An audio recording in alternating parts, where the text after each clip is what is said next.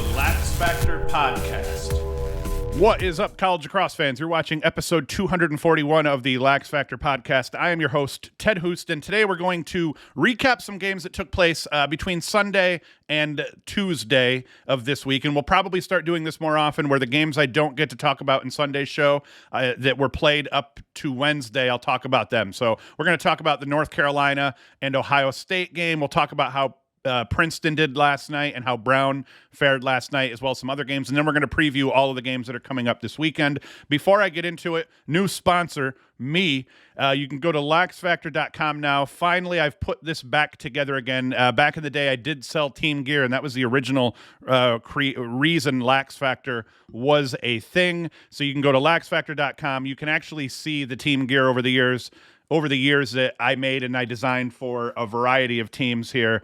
And now we're back in the business of printing team uniforms, and everything is being manufactured in the United States of America. So you can go to LaxFactor.com. You can request a quote. You can contact me via social media, all that crap. Let me know if you have team gear needs and you want me to be the one to help you out. And I actually designed them and everything, and then we have them printed here in the United States by Americans for Americans, or we'll print ship crap overseas as well. So go to LaxFactor.com, and then you can also support the podcast that way as well. But let's stop wasting time. Let us dive into the first game I wanted to talk about. This was a Sunday game against North Carolina and Ohio State. And at the time this game was played, Carolina and Ohio State weren't ranked where they are now. Now Ohio State's coming in at number 8, and Carolina, on the heels of playing well in this game and being 2-1, they're now number 12 in the country. But what happened in this game was Carolina played around early with controlling this game. They had a delicate lead at 5:12 left in the second half. Logan McGovern scored unassisted. That gave Carolina a 4-2 lead, and then they would actually hold that lead overall for about a half hour, because as you see here, Scott White would get Ohio State back to within a goal. Richie LaCalandra would score from Jack Myers to tie things up with 13:25 left in the fourth. And then Ohio State didn't take their first lead of the game until Kyle Borda scored unassisted with 8:08 left in the fourth. And then he scored about a minute and a half later, unassisted again, to give Ohio State a 6-4 lead. And then that was all she wrote. Jason Knox scored the true dagger goal before they let Ty English of Carolina score one more unassisted goal with only 3:53 left. So you see, the story of this game was defensive adjustments for North Carolina. They gave up, what was it here? North Carolina gave up just 7 shots on cage through the entire second half, and they had given up 17 shots, just general shots, in the second quarter alone. Ohio State did. So Carolina takes 17 shots in the second quarter, and Ohio State's defense clamped down and only gave up 19 shots all of the second half, and they only allowed 7 of those to be on cage. And then Skylar Walland, he played a hell of a game for Ohio State. He ends up with 12 saves against just 5 goals against. He made 3 saves in each quarter, but the key here, he made 6 saves against 7 shots on cage here, only giving up that 1 goal in the second half. So that was huge. Ohio State, Jack Myers, Richie LaCalandra, and Ed Sheen all scored a goal and a helper. Walland, like I said, 12 saves versus 5 goals against. For Carolina, Logan McGovern was 1-1. Colin Krieg was very good in cage, 13 saves against 8 goals against. But that Ohio State offense, they get a few more, let's say, stress-free possessions after the defense picked up some, continued to get stops across the third quarter. Their offense started clicking, playing a little bit better, and you see that 5-goal run right here between the third quarter and the fourth quarter that Ohio State went on to give them the victory here. So we'll get into what's next for each of these teams here a little bit later. I want to move on to talk now about Princeton. I had a buddy text me out of the blue and said, man, is Manhattan a sleeping giant? And he was playing on the college lacrosse forum. I suspect he was playing on Al, always calling teams like Michigan and Manhattan and them sleeping giants or whatnot. So I think he was kind of clowning on Al a little bit. Nothing against Al. Al is awesome, and what he's done with the Facebook college lacrosse discussion group or whatever it is incredible to get that many people together talking about college lacrosse. But moral of the story here, Manhattan plays Navy to a really tough game a week ago. Now they're playing number 3 Princeton. And now Princeton isn't number 3 in my, they are number 3 in my poll. They will not probably be number 3 in my poll anymore. And that's not because I don't believe that Manhattan is for real. I do think Manhattan is for real overall.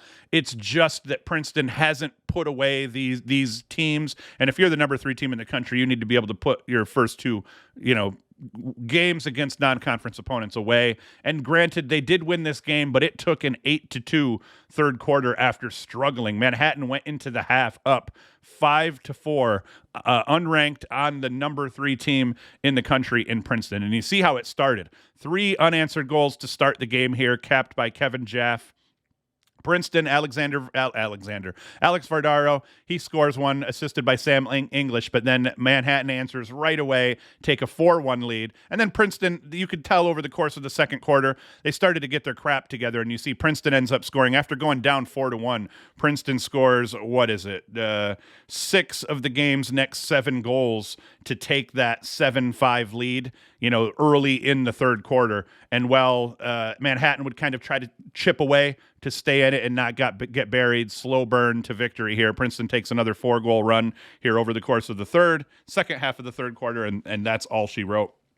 But man, credit Manhattan, credit one of the craziest goalies here. One of the reasons I didn't think Manhattan was going to be killer this year and have another solid season was because they lost their goalkeeper. But man, this Joseph Persico, this kid is playing ball. 17 saves against just 14 goals against. The kid has stood on his head in every game that Manhattan has played so far. So credit to him for keeping Manhattan in these games. Credit to Manhattan for being able to put points up here. Kyle Gukwa, what the hell kind of name is that? I mean, hey, listen, I don't want to slam your family or whatnot, but Gukwa, that's a weird one. I wonder what he's got to have a nickname, you would assume. But he has 3 helpers. Liam Walsh, 0-2. Sean Shelko, 2-0. So you see Manhattan putting points up while their defense is getting them stops, and that's keeping them in these games. Alex Vardaro, four goals off 5 shots. Excellent game. Alex Slusher, 2-1. Christian Ronda, 1-2. So, I mean, Coulter Maxey had a great game, 3-0. So you see that Princeton, they're playing okay. They're splitting time in cage, it looks like here, and both goalies played okay for Princeton. The kicker just being for them to hold that number 3. There's teams that I think are better overall than what Princeton has shown in their first 2 games. So I'll probably drop them down in my rankings a little bit depending on what they do in this upcoming weekend. But that is that. The next one I wanted to talk about quick here was Brown and Providence. Now, Providence gave Brown problems. It was close. Providence had a 3-2 lead at the end of the first. They were down 6-4 to Brown at halftime, and then Brown went on a 4-zip run over the third quarter to secure the victory. But still, once again, Brown, a team that many had ranked in their first polls, including me, I dropped them out as soon as I could re-vote. In the end, I actually took them out of my own poll a week before the media poll voted again or whatnot. But for Providence, Michael Chabra, 4 goals. Ryan Bell, 3 assists. For Brown, Devin McLean, baby, 2 goals, 3 helpers, 5 points. Logan Paff, 2-1. And then in cage here, we see the Providence goalie, 16 saves, 13 assists. Corasanidi? I don't know how to say that. Connor Thuralt, People's goalie, 8 saves against 7 goals against. Thuralt, not quite is stout in cage as he was a year ago with a senior-laden defense in front of him. Brown has a young defense. So I think they'll eventually kind of put it together and start playing better lacrosse overall. I'm just not sure they're going to end up ranked because, man, their schedule is just absolutely brutal here. These are their 2 easy games. They got Vermont coming up. Vermont is a good team. Stony Brook is a tough out. Then they got Carolina, Harvard, UMass, Villanova, all tough draws. Princeton, Penn, Yale, Cornell, Bryant, and Dartmouth. It doesn't get easy again until they get, and I mean, who knows? Bryant's pretty tough. And then Dartmouth, we don't know enough to know yet. So Brown, they pull out the win, but it wasn't easy. Now, the games that I want to talk about this weekend, I think this is probably the biggest game now. I actually had bumped Ohio State up in my rankings. At the time we voted, Ohio State was 2-0. They'd come off beating 2 mediocre teams. But the kicker here was I still believed in what they put on the field on defense. Skylar Walland has been playing very good in cage for them thus far. He's got a 59% save percentage. They're not killing it at the face-off dot overall.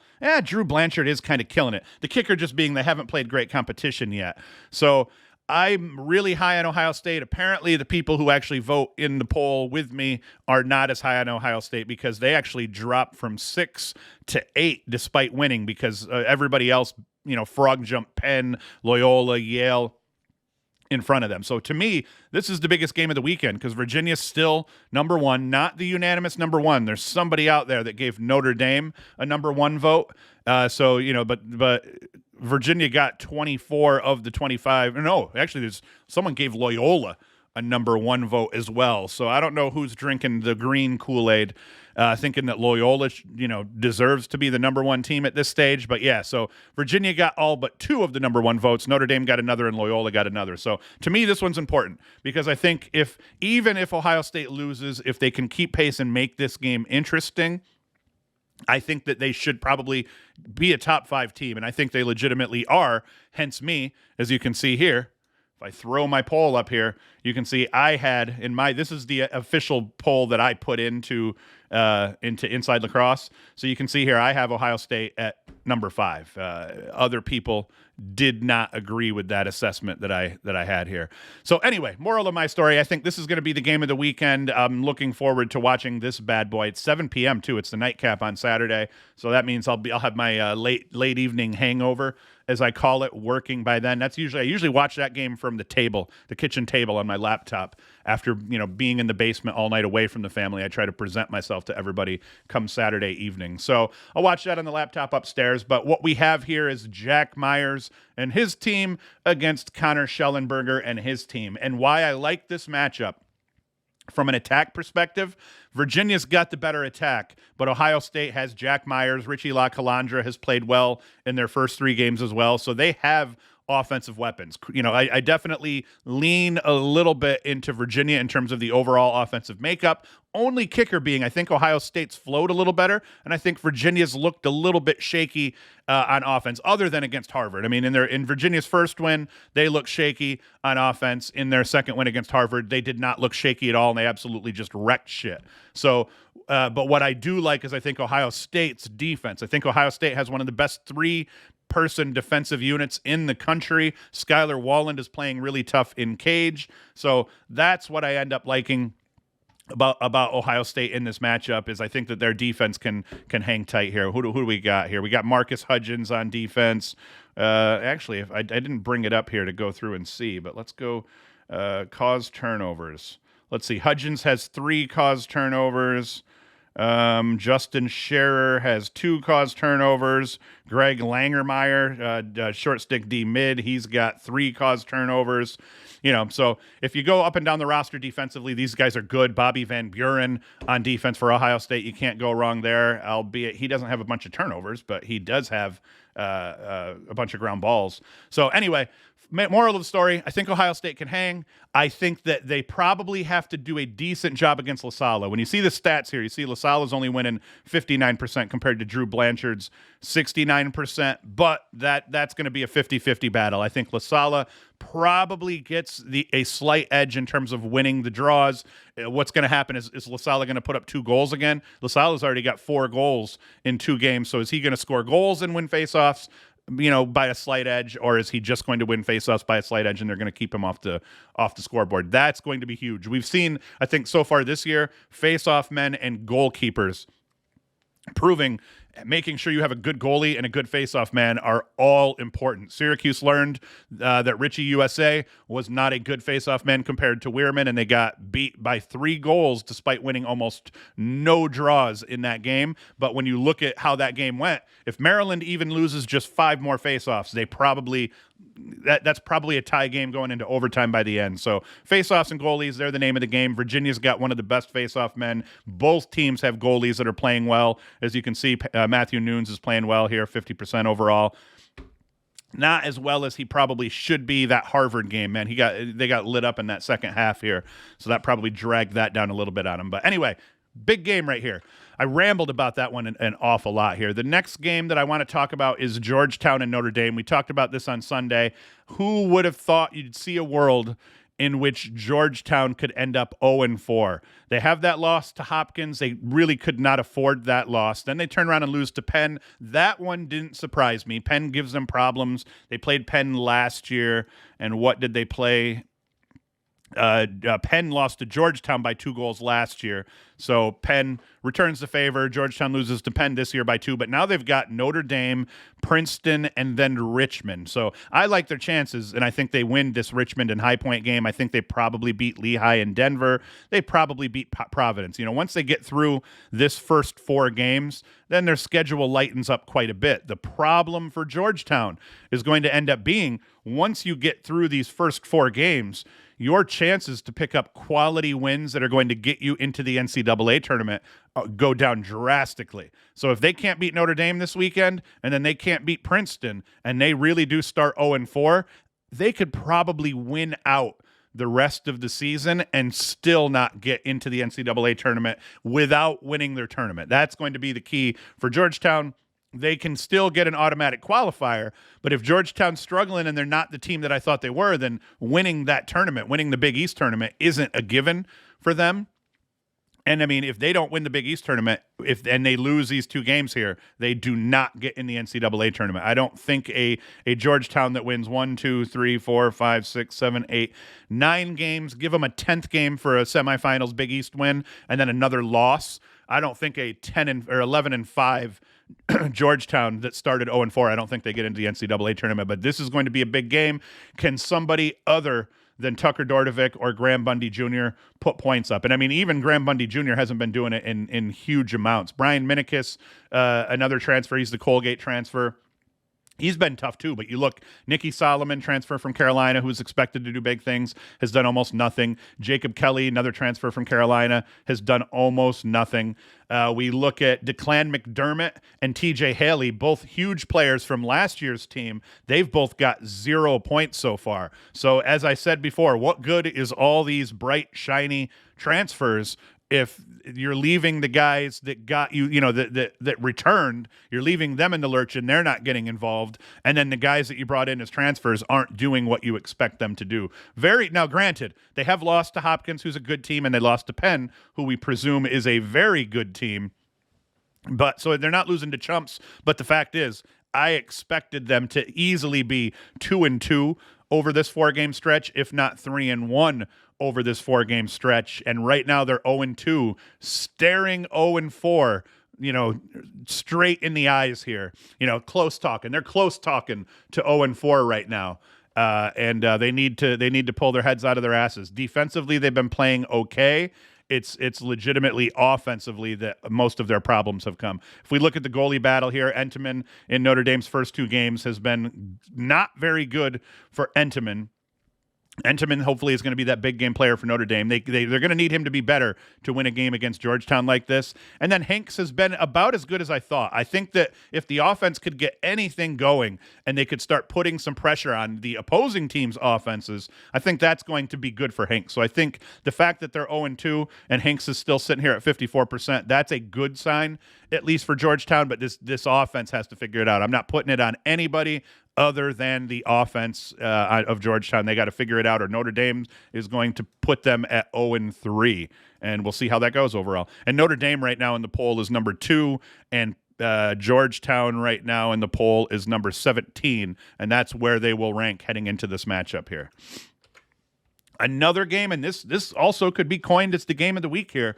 We've got Penn, who's sitting right now at number 7 in the poll. I had him at number 6, playing Duke, who is now number 14 in the poll. I had them at number 10. And what this one comes down to, which Duke offense is going to take the field? Is it going to be the offense that lights it up, or is it going to be the offense that has a little bit of struggle, minor struggles gelling and shooting the rock here? They have been shooting the rock well lately here, as we're looking at Brennan O'Neill, 36%, Andrew McAdory, 36%, Dyson Williams, 52%. The kicker for them is just being consistent, getting those looks over and over and over again here. Duke had a good one, a good outing against Denver. And I didn't talk about this game last weekend, and people noticed here, where Brennan O'Neill ties the game to force overtime, and then he comes out and he scores the game winner, the overtime goal.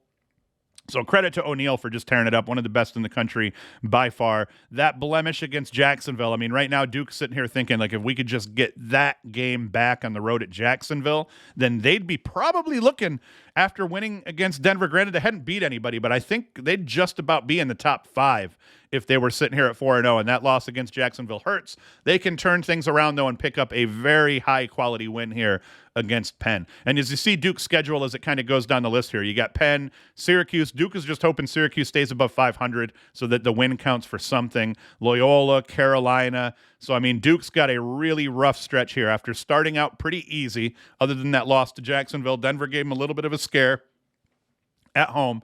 Now they got Penn, Syracuse, Loyola, Carolina. That's a rough stretch. Then Air Force, usually tough on Duke. St. Joseph's. I mean, so Duke's schedule is brutal here through the rest of the season for the most part. So for Penn, Cam Rubin last week in their win, he put up 4 goals. Gergar 1 and 2. Sam Handley was quiet, 6 shots. He had 1 goal and a helper in that win. They're going to need him to do a little bit more. But the key here, Penn won. Penn played a brilliant defensive game against a struggling offensively Georgetown. So good crap here overall. Face-off is going to be the real battle. Chris Arceri played well against Georgetown and Riley. Jake Naso is a semi-killer at the face-off dot. So that battle is going to be important. And then Emmett Carroll had an incredible game against Georgetown, absolutely robbing them. If he can come out and he can make 18 saves again against Duke, then Penn probably wins this ball game. But Wilhelm, the transfer, he's been solid in cage as well for Duke with 54% between the pipes. And, Duke hasn't played, I don't think, the schedule so far that Penn has with their 1 win over Georgetown. So in this one, oh man, do I got to pick winners here? And with the betting crap, holy crap, man, my DraftKings account is at 0 after last week because I did some revenge betting on hockey after getting just devastated in lacrosse the last 2 weekends. I did some revenge betting in hockey. So I'm not even going to cover the lines this week. I will get back into that next week. I had a lot of crap to do here with getting the website set up, for the new apparel launch and all that crap. So yeah, but in this one here, I'm going to have to go through and then actually pick pick winners here, but I'm going to take Duke to win this one because I do have to keep with my picks, and I didn't pick the first 3, so I'm going to go back, but I'm going to pick Duke to win this one by a narrow margin. I think that this is going to be in the area of 1 or 2 goal win for Duke. And then let's just rip through real quick, and I'm going to pick, I think actually Notre Dame is going to make Georgetown 0-3. So I'm going to go with Georgetown again in a close game, 1 or 2 goal margin here. I am going to also take Virginia over Ohio State. Close game, 1 and 2. So far, first 3 games I've talked about, I think it's going to be a 1 or 2 goal spread between them. Now, the next game I want to talk about, Rutgers and Loyola. Rutgers coming off a loss to Army, where Army kind of Rutgers defense had played tough so far, but they hadn't really played anybody. Who'd they play? They played Marist, Stony Brook, and Stony Brook gave them a little bit more trouble than I thought they might. So that loss to Army, what I think that showed is that the Rutgers defense is not as stout as it was a year ago, and that was something that we assumed was going to happen. We saw the Rutgers offense was able to keep pace despite the fact their defense struggled overall in this game. They just couldn't win in the shootout or whatnot. And what I think we learned about Army in this game is Army's got some shooters. Army opened this game up by nailing some outside shots. And then what ended up happening here, we see Kyle Mullen, he struggled on the day. So Army ended up shooting from outside and stuck some, at some point in this game, and that caused Rutgers defense to have to extend. And then Army was able to now stop shooting from deep, and they were able to kind of just run by their guys as the defense expanded and kind of came out to cover everybody. You saw a lot of Army guys running past their men, face dodges, kind of setting up those, hey, I'm going to light one up. Nope, I'm not. I'm going to face dodge and go by you. So that helped. So we saw the Army, hey, they're going to have some dodgers, and they have some guys that can shoot to try to keep those defenses honest. So Army's going to hope they can keep that going. For Rutgers, they just need to be a little bit better defensively, and they hope they can get a slightly better game out of Kyle Mullen. I think there was some of the shots from downtown that Army scored. I think you'd like your goalkeeper to make those saves, and that makes the difference in this game overall. At the face-off dot, what happened in that one? Coletti has been very good for Army so far. All right, now I'm talking about Army, and I'm not supposed to be. I'm supposed to be talking about Rutgers and Loyola. So if we look at the goalie battle, no doubt that Luke Stout is the better goalie or is playing better than Kyle Mullen at this point. So edge Loyola in that one. We look at the face-off battle. Definitely Joe Newman and Jonathan Dugenio are doing a better job so far than Pacheco has done for Loyola. So credit to them. So, boom. Now we've got kind of a wash between the faceoff dot and the goalkeeper, two very important positions in this game. So what it comes down to, Loyola's defense is certainly right now playing better than Rutgers' defense is. But I think that Rutgers' offense is a little bit more explosive. I think this is going to be a hell of a game, go right down to the wire, but I'm going to go with Loyola. Once again, I think it's going to be another close game. We're going to get back to that point where a bunch of these games are going to be 1, 2, 3 goal games. I'm going to go with Loyola by 1 to 2 goals again. I think that so far, there's a reason I picked these games to talk about first, and it's because I thought they were going to be the better games of the weekend. So I think Loyola will edge Rutgers on the road in this one. I think right now, defensively, Loyola is playing like the best team in the country. A lot of people were wondering about the midfield, the short stick midfield, like the defensive midfield unit's depth for Loyola. And Mustang Sally, the transfer from Richmond, has panned out because we already knew. Let's get up here and let's bring up Loyola's stats. I wish I had theirs so I could sort them. But we already knew Peyton Razanka was going to have a hell of a season here. And so far he's got, two assists, 4 caused turnovers, 3 ground balls. But it's been Mustang Sally playing beside him that has been incredible, along with Cam Wires and the rest of this defense. And then, like I said, with Stout playing as well as he's played in cage for Loyola, this may be one of the best defensive teams in the country right now. Loyola's playing defensively in a manner that I thought Georgetown should be, and they're doing it thus far against good teams, beating Maryland 12-7 and then turning around and beating Hopkins 13-8. Not even close games. That Hopkins game, they blew them out and they were winning, 11-3 at one point or 11-2 at one point before they, gave up some goals and let Hopkins get back. And similarly with Maryland, they handled that game, get the W. So I like Loyola here to beat Rutgers in this one again by a 1 or 2 goal spread. Another game that should be really solid is Maryland, the Terps hitting the road against Princeton.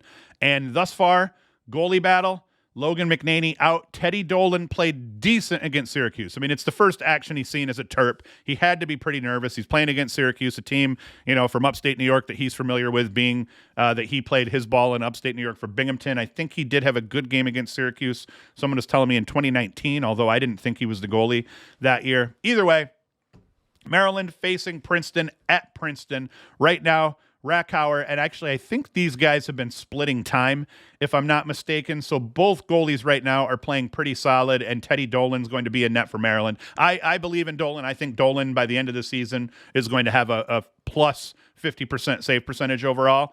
And then at the faceoff dot, it all comes down to Luke Weirman here. Whatever Dolan, for whatever struggles Dolan has, Luke Weirman's going to, for the most part, make up for it. Now, Tyler Sandoval, no chump.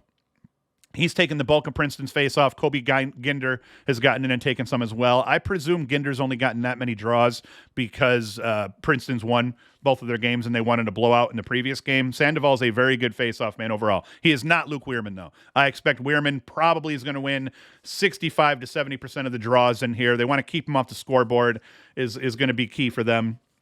But overall, I think Maryland's going to beat Princeton here. I think Princeton has showed a little bit of weakness, not just defensively, which I expected them to have some struggles with, but offensively as well in finding flow. I think Maryland right now, after beating Syracuse and losing to Loyola, I think that they're going to have a little bit of flow. Offensively against Syracuse, they looked a lot better, and I don't think Princeton is leaps and bounds better than Syracuse, between the Syracuse defense playing better and Wilmark in cage. So I think you're going to see Maryland win. Surprise, a very close game, 1 to 2 goal game in favor of Maryland. And if Princeton can't pull this out, I'm probably getting close to dropping them down from where I had them at number 3.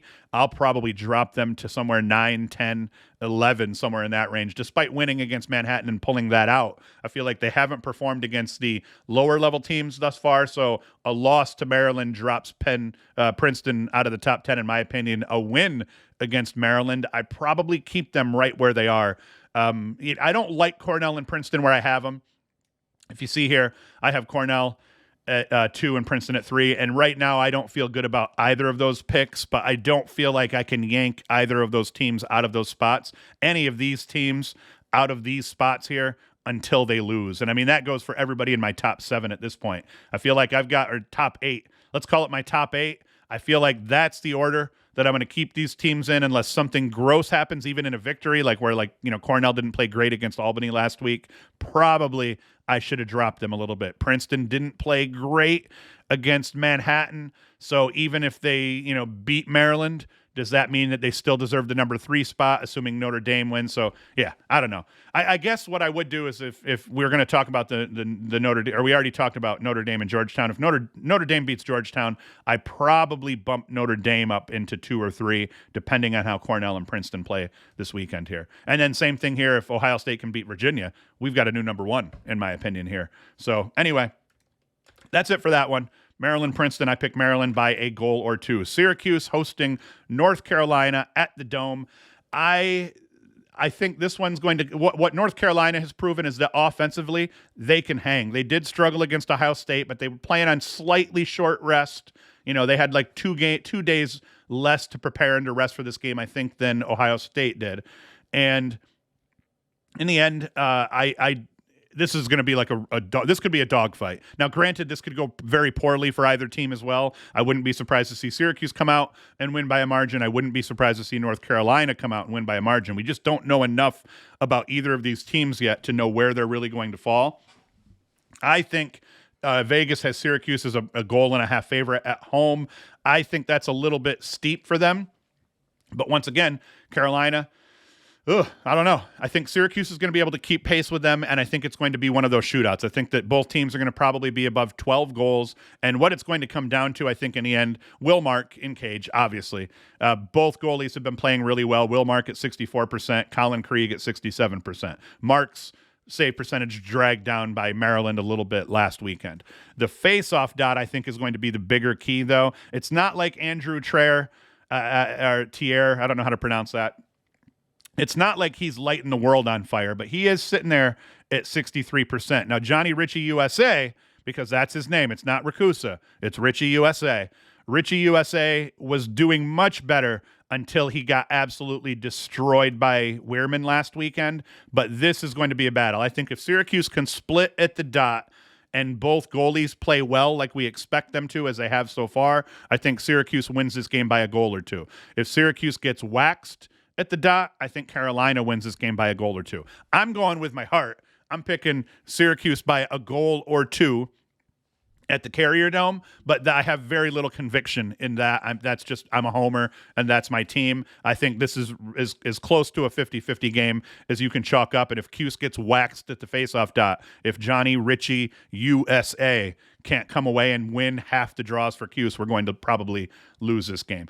And I mean, I say that even though we lost almost all of the faceoffs to Maryland and still hung with them. It's just I don't think Maryland and North Carolina are all that different in terms of makeup overall. I think Maryland has a much better defense. I think Carolina probably, I don't know.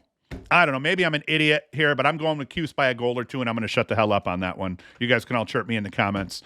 Harvard and Bucknell. I put this one on here because Bucknell is not a terrible team. Bucknell thus far 1-2. They beat Mercer. They lost to Robert Morris. Okay, so maybe Bucknell's not that great. They just got waxed by Richmond 18-5. But what this will tell us is how is Harvard?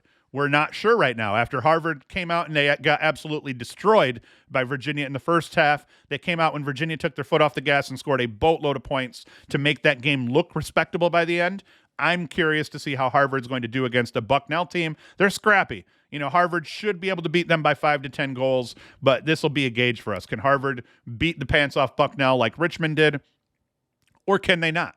Can they or can't they? I'm going to take Harvard. I figure it'll be a 5-7 goal game by the end, and it needs to be for them to be able to kind of keep pace here and stay in the rankings. Where are they? Are they even ranked right now? Harvard is unranked. You've already seen a lot of the Ivy League teams that came into the season ranked. Brown, Harvard, they're all unranked here at this point because they haven't impressed thus far. All right, we've got Delaware hosting Villanova. I put this one up here because, man, Delaware, I think very highly of Delaware here. Where did my poll go? I lost my poll. I'm going to bring it up here. LaxFactor /poll. There was a little bit of quiet dead time there. So, yeah, I feel really I'm high on Delaware. I only have Delaware at 14, and in the poll, they're actually ranked 10th. So I'm apparently not as high on Delaware as the rest of the media is, and that's only because I haven't beat anyone great yet. So this game here, this is a big one for me. If Delaware can beat Villanova, who plays everybody tough for the most part, they lost to Yale, 20-14 here on Sunday, I think it was. If Delaware can beat Villanova, then I'll be a believer, and I'll probably bump them up the poll a little bit depending on what some of these other teams do, especially if Syracuse beats Carolina and Rutgers. I'm going to bring my poll back over here. If Syracuse can beat Carolina and Rutgers loses to Loyola, then that opens it right up for Delaware to pop right up into here. So that's going to be an important game for Delaware. That attack, J.P. Ward has been great, 8-9 so far in the season. Ty Kurtz, 13-3. And Mike Robinson has not been playing. I didn't see it. Yeah, see, he's only played in 2 of their 3 games. He did not play, I don't think, at all in their win last weekend. So they need to get Mike Robinson back. That's going to factor in this game too. If Mike Robinson's playing, I like Delaware to win this game. Without Mike Robinson, I think this might be a little bit closer. Goalie-wise, Will Vuitton. Feels like Will Vuitton's been at Villanova for quite a time. Not great, and Matt Kilkeary has been playing good. But like I said, Vuitton's resume so far includes Yale. Delaware's resume for Kilkeary so far includes Lafayette, Mount St. Mary's, and St. John, so it is not the same. So I think this should be an incredible game, though, and I think Delaware wins it. Big surprise. 1-2 goals. I think we're going to have a metric shit ton of really close games in this one. This one's important because, once again, Syracuse played Vermont. I picked Vermont to win the America East. Brown was a team that everybody thought really highly of coming into the season, but most everyone now has completely bailed on them after everyone ranked them in the preseason poll. All of the media members have completely just ran from them completely here. And maybe that's for good reason because, like we said, you see they lose to Quinnipiac and then they beat Providence, but not handily. What was it, that third quarter that they pulled away, I think, in? So another just a good gauge for Brown, tells us where Brown will be. Another really good gauge for Vermont. I actually like Vermont in this game for one reason and one reason only, because I think otherwise these teams probably match up pretty closely, but I think Tommy Burke's going to be the difference here. Now, Matthew Gunty, to be certain, has played well so far in Brown's first 2 games with a 60% face-off percentage. He's won 24 of 40, but Tommy Burke is him. 49 wins out of 74 attempts for a 66% percentage and 26 ground balls. So I think Tommy Burke is the factor in this game. If he roasts Gunty and company at the faceoff dot, Vermont wins. If he doesn't, this is going to be a ball game. And when I say roasts, I mean if he wins 60% plus. My mouth is getting dry. If he wins 60% plus, Vermont wins this game. If he wins 60% or less, I think it's a close game, and it's going to come down to a goal or 2. But I think the way Vermont played offensively last weekend, I think that Vermont's going to take this. I think Burke is going to deliver. I think that the Vermont offense is going to deliver. I like Vermont by 2 or 3 goals in this game over Brown at home. High Point Navy. Now, Navy here has struggled a little bit. They're 3-1, so keep that in mind. They beat Mount St. Mary's, Queens, and Hofstra so far, but they have not won those games by a convincing margin. I mean, the game against Queens even was a slow roll to a 19-5 victory. Mount St. Mary's gave them some trouble before they won, and then Hofstra gave them a ton of trouble. Then they turn around and lose to Manhattan. So despite this Navy, despite having like Patrick Skalniak on midfield, Navy came in having one of the better first-line midfields in the country. Xavier Arline has played very well on attack so far, initiating for Navy after playing in his first season last year for him. I liked Navy coming in here, man. I had them ranked. I had them, I think I had them as my 19 team or something like that in my preseason poll, but this loss to Manhattan has completely turned me on them. Did I even have them ranked? Let's see. Nope, that's not what I want. I want the poll. Did I even have them ranked this week? Nope, I bumped them. I did bump Navy from my poll here. I forget why, because at that point they hadn't. Had they already lost? Yeah, they had already lost to Manhattan probably. Let's see. No, they didn't. They were 3-0, but I had them. Oh, no. They lost to Manhattan on Saturday, so that's why they got bumped from my poll. So, boom, I'm an idiot. So, anyway, this game against High Point's important. I think Navy's going to beat High Point. I think Navy's going to beat High Point by let's say a 2 to 4 goal margin. It should be more than that, but they just have not been playing great. I say they haven't been playing great offensively, and I only say that because you look at here. I mean, they should be scoring more goals against Mount St. Mary's than they did, and I think they should probably have, maybe not, maybe it's defensive problems. I haven't watched any of Navy's games. We had the Hofstra game on the side at one point, I think, over the weekend. And then what do we got going here for goalkeepers for Navy? So let's go back down here and let's check out. Nope, wrong game. All right, let's check out the goalie situation here for Navy. So Parker Green's been decent. Parker Green's a streaky goalie. He can have a game where he'll stop 70% of his shots, and then he'll have a game where he'll give up all but 30, or where he'll only stop 30% of his shots. So that could be a problem. Navy's been splitting time, I think, between these two goalies, and I haven't understood it because one of them is playing a lot better than the other. So I haven't really, and look, they played 4 goalies so far in their games this season. So I don't know what's going on with Navy there. And then at the face-off dot here, both teams are middling overall. I think the athletes for Navy win this game for them in the end. I think our line's going to be too much for the High Point defense. I think that first line of midfielders, including Skalniak, is going to be too much for High Point. But once again, I don't think this is going to be a blowout by any means, and Navy is on the road and with a short turnaround here. So I think this is going to be another one of those 1 or 2 goal games, but I do think that Navy will pull it out against High Point. Navy just has to start clicking. I think Navy's got to start playing better defensively overall, because if you look at what they've done, they've given up a few too many goals, I think, to each team they've played thus far. So I think they just need to figure that out, and they probably could be okay in the Patriot, but the Patriot League is a really tough draw this year. So Navy's chance of winning the Patriot with each game they play, my belief in them as having a chance to win the Patriot goes down considerably so far every week they've played. No, man, I've been talking a lot here. Johns Hopkins hosting Utah. I like Hopkins in this one. Tim Marcial looked human in Hopkins' last 2 games. I think he's going to have a better game here. And then I think Utah just, flying halfway across the country. I think that they're just not going to be there. Now, one thing for Hopkins is they're not healthy. I believe Melendez, Angelis, even Marcial are all banged up. So the outcome of this game depends on, do they play? And if they do play, how are they feeling? I think that even without them, I think Hopkins has a chance. Even without, if all 3 of those guys don't play, Hopkins is in trouble. If they're just banged up, and why I say I'm afraid they may not play is I had heard in the tailgate podcast, the Inside Lacrosse tailgate podcast, that they all had head injuries, potentially, that Melendez may have had a head injury, and that Angelis and Melendez may have, as well as, what's his name? Marcial, the goalie. So if they play, if they're healthy, even if they're just banged up, I think Hopkins wins this game. Once again, I don't think it'll be a blowout, but I think they'll win by 3 or 4 goals.